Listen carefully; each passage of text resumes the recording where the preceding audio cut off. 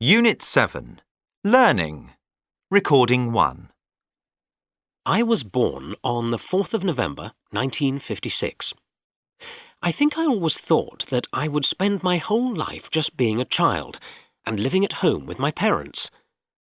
Sometimes my mother would mention something called school, but she always said that I didn't need to worry. I didn't understand this, as whatever school was, I didn't plan to go there. Then, one morning, she woke me up early and said, "Today, you go to school, Roger." I was terrified and thought to myself, this is the end of my life.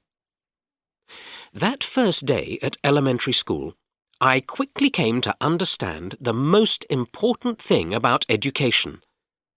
It was all about keeping still.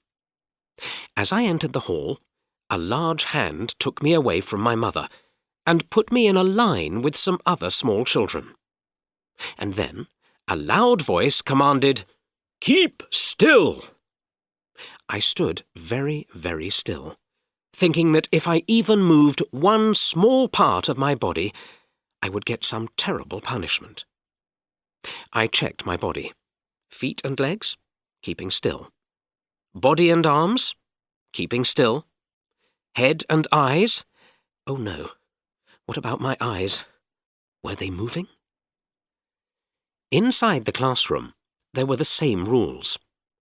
I was put behind a desk, and all I can remember was this tall, thin lady, Miss Bradshaw, our teacher, who kept shouting at us to keep still while she was talking. How can I write and keep still, I thought. Can I open my book?